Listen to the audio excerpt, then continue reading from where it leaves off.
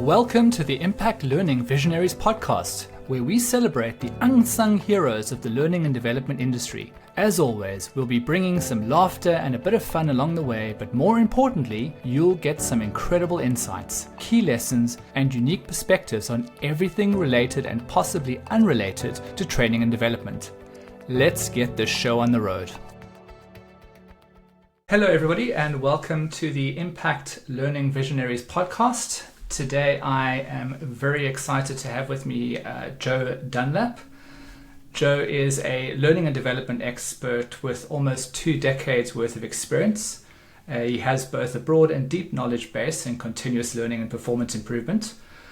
Joe is an expert in an area I would personally love to know more about, which is this idea of human performance technology, and he's integrated this into his approach to learning and development, which, combined with his ability to understand the evolving mindsets, practices, and technological methods used by organizations, it's allowed Joe to implement learning and development practices which gear both individuals and organizations up for success. Joe, welcome to our podcast. Thank you, Jason. It's a pleasure to be here. All right, so the $64 million question is, what is human performance technology? So human performance technology has been around longer than I've actually been in the field of itself. And it's a way of looking at it from a talent development perspective as all the environmental impacts, both from the individual and, of course, the work ecosystem, that impact that individual's performance in doing their role. So it's not just about their learning and their skills, it's also about the management style, the team that they're working on. What else is going on in that work environment that could have an impact on that individual's overall performance in their role? So it's kind of stepping back when you're presented with a performance gap or problem and looking at the whole picture to understand all the different variables that are involved in that to basically accommodate for those as you're actually trying to improve that individual's performance. So how would that look in a kind of typical, I'm assuming it's not just learning and development we're talking about, you're talking about a much broader thing.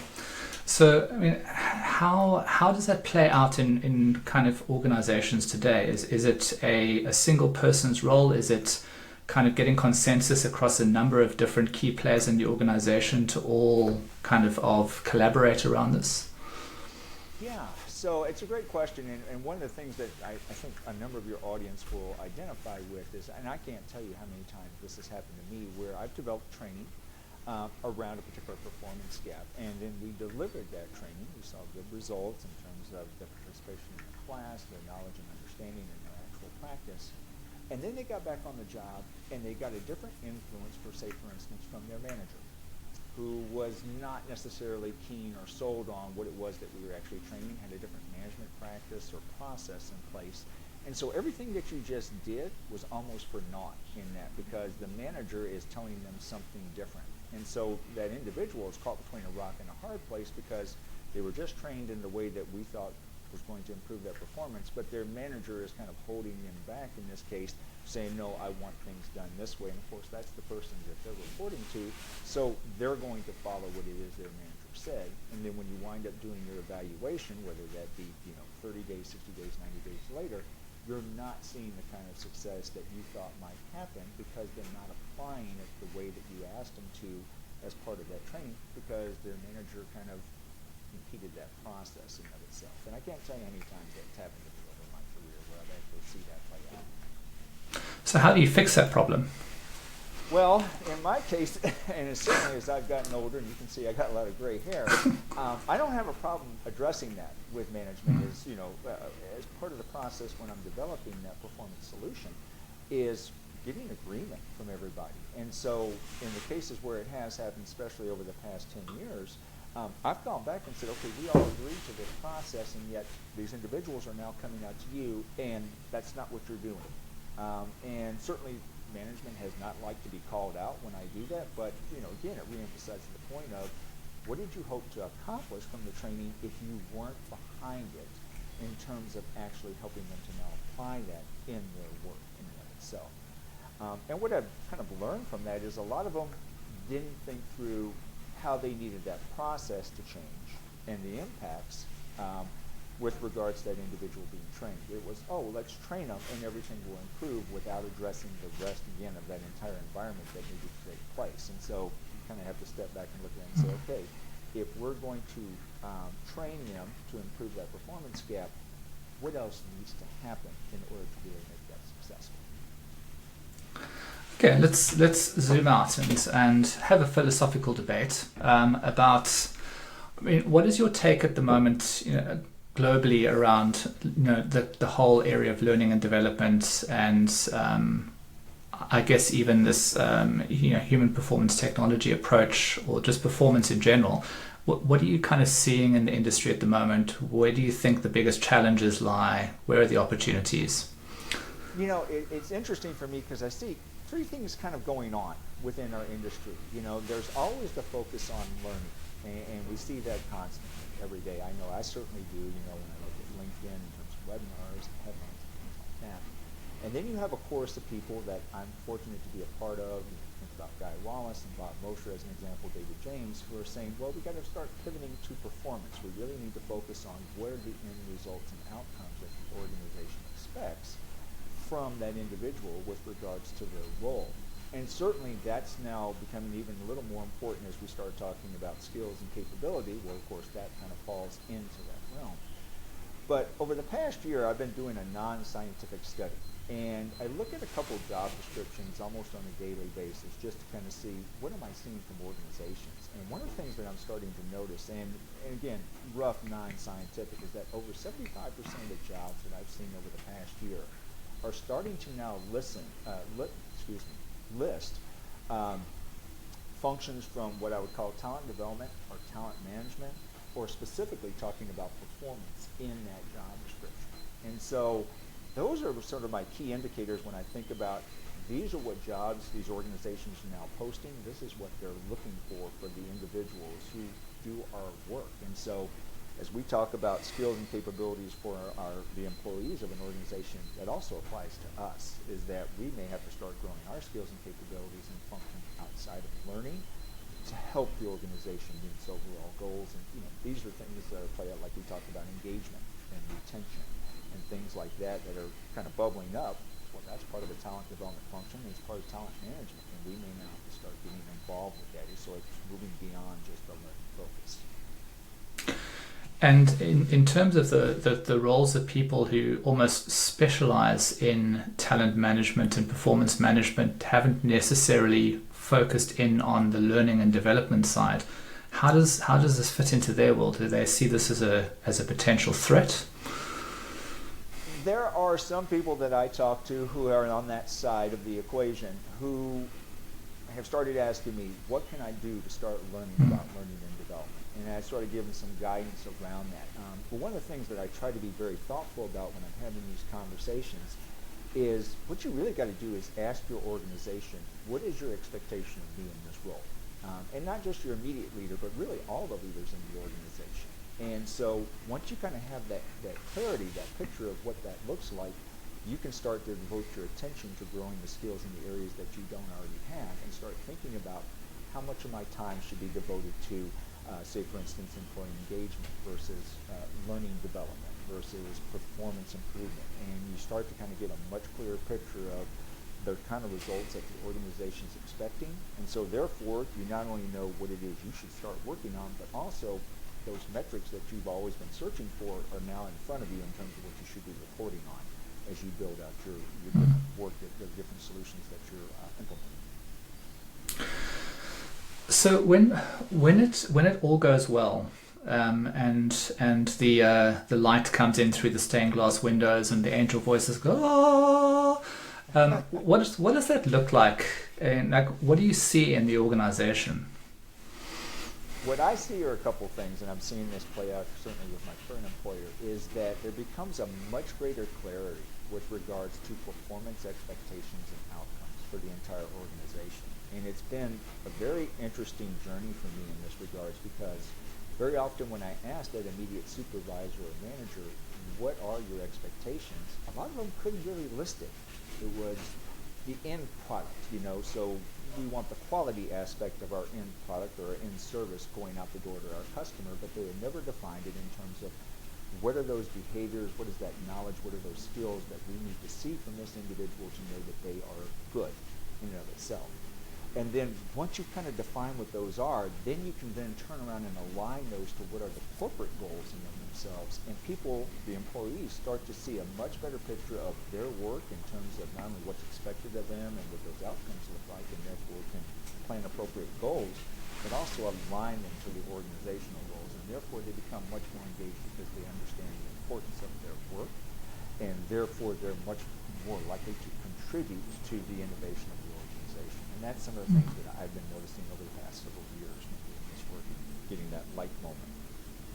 So I think something I personally challenge with, and I can imagine I'm not alone in this, is being able to take, and I remember especially when I was kind of back in my career when dinosaurs still roamed the earth, that the biggest challenge was the kind of executives of the company almost seemed to kind of sit in an ivory tower, and they would kind of cast down their kind of mandate, and it would always involve things like, we need to be X% more profitable, we need to cut costs by Y%, we need to seek X new number of customers.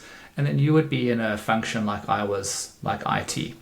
And then you would have your performance reviews. And you've talked about aligning the employees' goals or to the kind of company goals. And it's always a difficult thing for me to try and do that in all cases, because sometimes you have to be very creative when it comes to trying to figure out how people really can contribute to the overall success of the business. How do you tackle that? Yeah, so that's a great question. And one of the things that, especially in the learning and development field, that I've kind of come to understand is that when the executives set that strategy and set those goals, you're probably not aligned to them in a direct line of here they are and here's how you line up to those.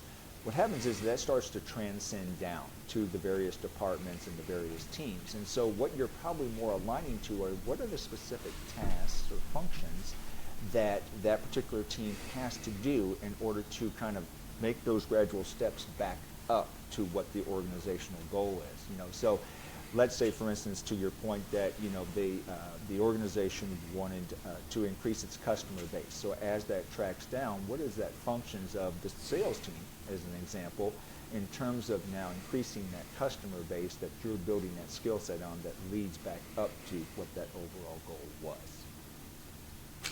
Okay, now let's take a little bit of a left turn at Albuquerque and try and go down a slightly different route here. In terms of we've talked a little about performance and goals, but in terms of going back to the learning, what are you seeing kind of in the way forward? As we're starting to, I guess, enter this future of work, there's maybe a shift towards some new skills like adaptability, flexibility, soft skills. How are you seeing the landscape of learning changing? Yeah, so one of the things that I'm noticing is that in our previous life, when you and I are both wandering the world with the dinosaurs doing our training, we might take 6 months to a year to develop a comprehensive training plan in and of itself. And we no longer have that luxury. So I know there's terms like nano learning and micro learning and things that are being thrown around, but in that regards it almost comes back to this perspective of what can we get out the door in a short period of time that helps improve performance, and we continue that trend gradually. So along those lines of adaptability and flexibility, I like to kind of give the analogy of a sports team. You have a long-term goal of winning the championship, but each week is going to present you with a different team and different challenges. What are you doing to address that?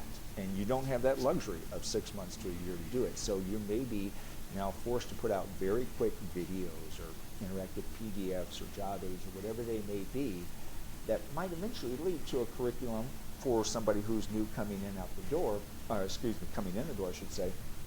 But it's changing our mindset of thinking about, I'm developing this entire comprehensive learning plan, to what can I do today that improves performance tomorrow? and then build off that. Because again, as the organization starts to address and adjust based on whatever's going on in its work climate, so to speak, you can move with it because you haven't set a long-term goal around a certain plan. You set a long-term goal around performance improvement. And are you seeing any of these like new technologies starting to change the landscape of learning, bringing in maybe more enhanced and different ways to learn?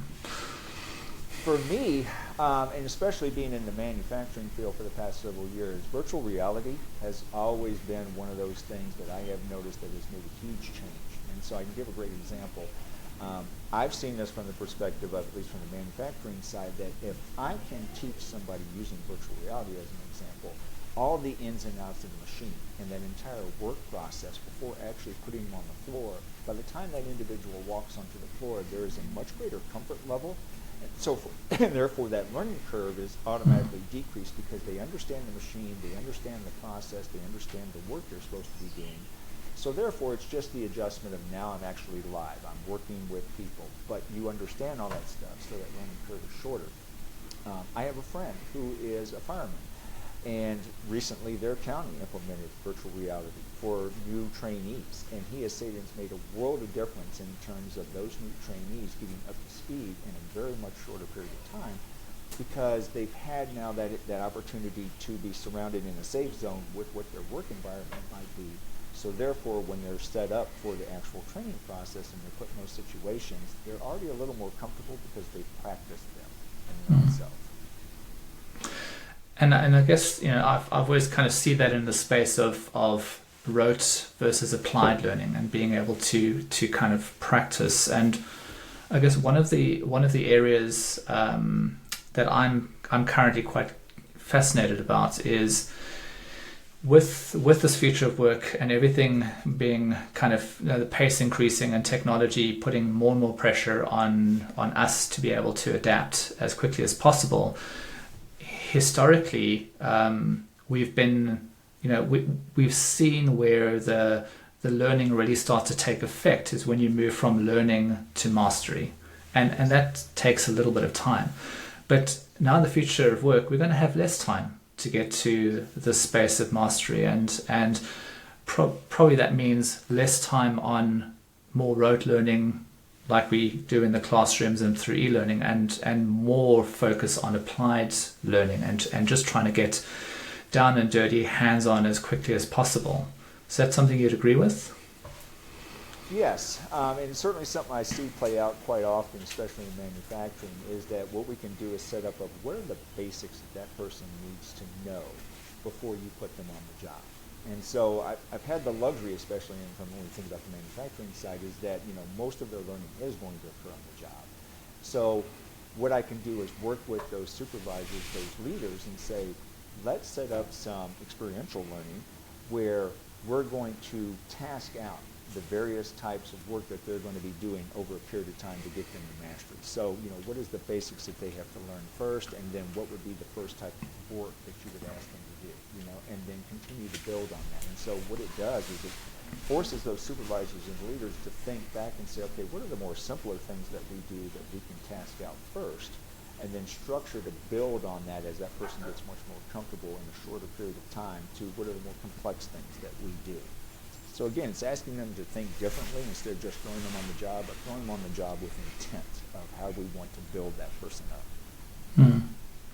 And I'm guessing in manufacturing, much like kind of other industries where you're working with machines or working in heights, safety becomes a big concern for you.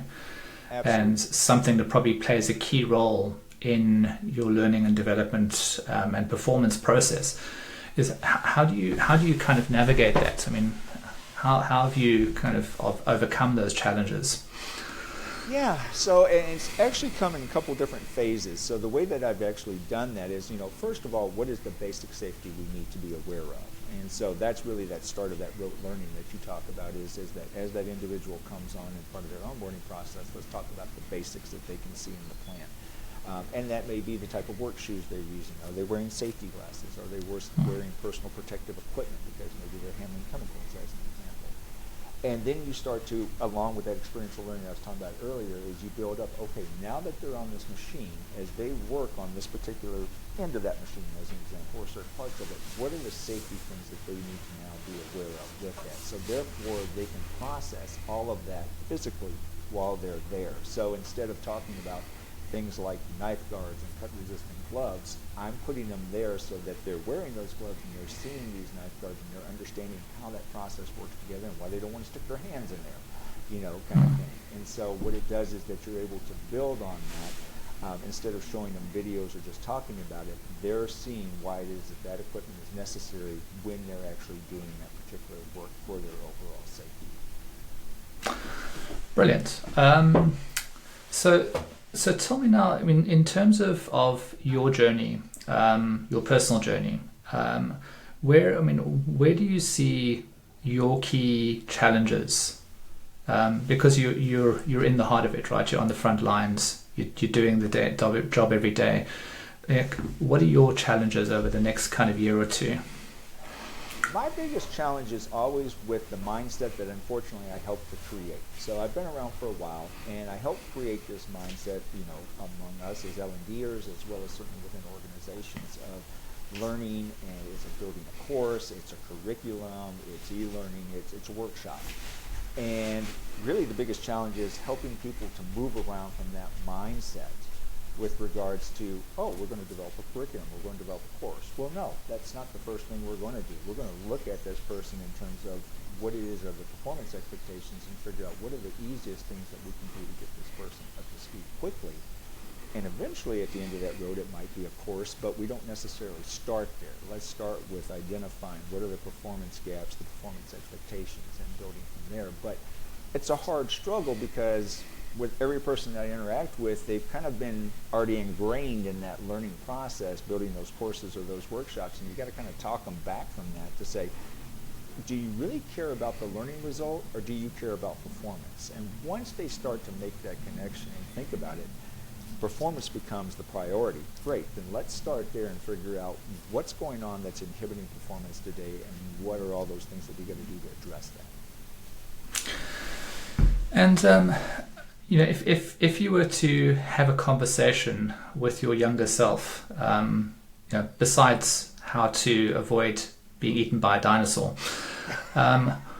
what's the single piece of advice that you would give your younger self now, saying, I just wish I knew that when I started? So I started before e-learning and LMS and EdTech came along. So back in the day when we were really focused on human performance technology. So we were looking at all that because we didn't have the advantages of all the technology that we have today. And if I'm looking back, I would tell myself, stay there. Because I was with one of the organizations that I worked with back in early 2000, I was the guy that was leading the implementation of e-learning tools, of learning management system, and certainly that for the first 10 years of my career from 2000 to 2010, that's what I did, a lot of. And it got us away from what it was that really was important, which was the overall performance, because we spent a whole lot of time focused on what had to be built from a learning perspective, and we forgot about how they actually needed, what they needed when they actually went and applied that knowledge and worked in their role. So, that's really fascinating, because I think a lot of, and probably a good lesson for other people to kind of take heed of is technology can be a very shiny object. And it can definitely, you just have to look at a LinkedIn feed to see exactly what I'm talking about playing out. Is the amount of hype that surrounds technology, the amount of distraction, the amount of confusion and just kind of hyperbole around an exciting new technology. And I think that's very sage advice, is stick to your principles. Don't be kind of swayed by the shiny object like the bug. It's so beautiful. You really want to actually just stick to your guns, right? Absolutely. Okay, so you've given advice to yourself. Is that the same advice that you would give to a young learning and development person as they're kind of moving forward into this future world of work, or would you kind of adapt it differently at all? I think the first piece of advice I would give to anyone is understand what your organization expects of you in your role. Because again, that gives you kind of the roadmap that you need to start working from in and of itself. And then once you understand what that expectation is, then you can start to build your principles around, here's what's important to the organization that I need to hold true to meet the organization's goals. And like I said, I've been very fortunate. In fact, I've been in manufacturing for a while. So when I'm approached by people and we talk about e-learning, things like that, I have the ability to say it's not really in my world because, again, the people that I work with do not have access to that kind of technology. So they're on the floor, they're learning their job. I mean, from day one, we're putting them out there as part of their experience. And so those things don't really play a role for me in and of itself when I think about e-learning or learning management system. Virtual reality does, because I want to put them in that environment. You know, putting them in the actual work plays that. So I think once you know what it is the organization expects from you, you can put your focus on those things that matter. And you mentioned virtual reality a couple of times. For those people in learning and development who've maybe never come across that technology or just don't really have any idea on how to deploy it in a learning and development scenario, maybe you want to just explain a little bit about, maybe give an example of what you've done specifically in virtual reality? So yeah, a great example of one of the things that I've done is that across all of our locations, we have two particular machines that are constant at every location. Same machine, used the same way at every location. So those were the first two things that I could ever grab onto and say, this is what I can scale across the organization in and of itself. After that, machines became different, so it became much harder to kind of focus on those. But in having those two machines, I could set up training that was consistent for every person in their onboarding process to get familiar from a virtual perspective with those two machines. So they get familiarity with those machines, they get familiarity with the work process, so no matter what, and we've seen this play out from a results standpoint, is once they come out onto the floor, even if you move them off into different machines, they already still have a comfort level because they've had the opportunity to play with some machines, so they understand more about what they're getting themselves into when they physically are present with the machine, regardless if it's the same one or a different one. And I can imagine that they're more confident as well. Yes. Yep. And it's a great example. So if I were to look back 18 months ago, the typical trend line for somebody is they would spend 6 months to 9 learning an entry-level role before they ever had the opportunity to cross-train into something else or maybe move up in their career ladder. We've now brought that down to 3 months because, again, they're walking in there with a comfort level. And in the case over the past year, I've seen people go through 3 different roles in terms of their training. So some of those who are very ambitious have learned one role, started another role and learned it, and then learning their 3rd role, and they're doing it all within a year's time span. So they become much more valuable players. Because again, we've moved them up or moved them around the organization based on their needs, and so therefore opening up more channels for other people to come in and follow. Firstly, well done. Secondly is how have you seen that impacting the bottom line of the business? So what it has done is it allowed us, when we think about this, is that because of the line of our business, there are certain things that kind of flow. So from, if I were to give you an example, from a print production standpoint, the first thing you do is get to print the book before you ever moved on to what we call binding and finishing. So what it allows us to do is move our resources around that as we're printing that book, I can pull people from the other functions and put them into the print section, so therefore we can now run more shifts and get that book out in a faster period of time.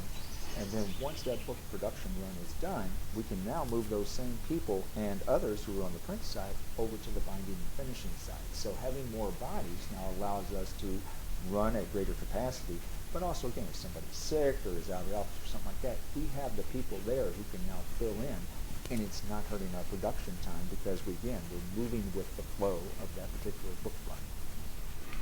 And it sounds like that would lead to growth in the business itself in terms of being able to take on more capacity, more sales. It has. In fact, actually, in the past year, we've made 3 different acquisitions of other printers because, again, increasing our capacity and our capabilities has allowed us to continue to grow ourselves. Well, that's a really, really great success story. So well done for that.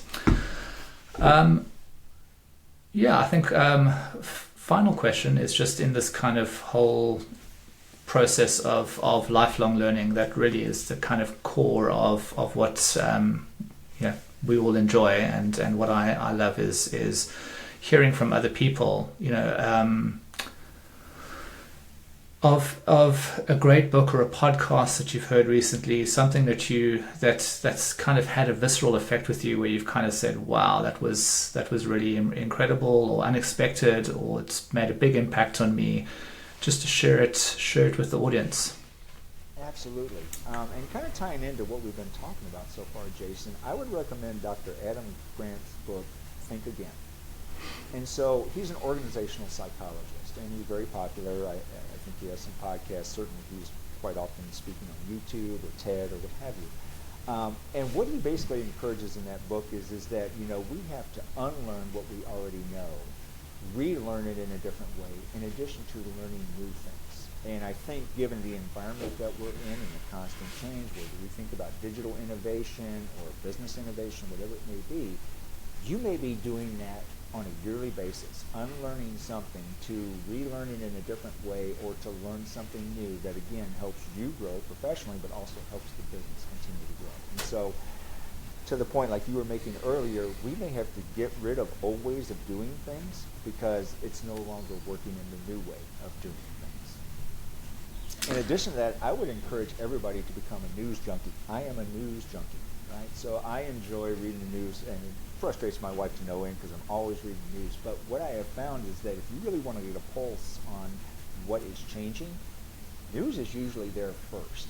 It may not be a broad headline saying ChatGPT or something like that, but they're talking about it long before it becomes a trend, and you might get some insight into what's going on with the Gen Z who are now joining the workforce, or the millennials and what their expectations are, and things like that. And some of those things that are now bubbling up, you may be able to get a jump on with your organization because you're recognizing the trend before it really becomes recognized, and start addressing those topics within your organization.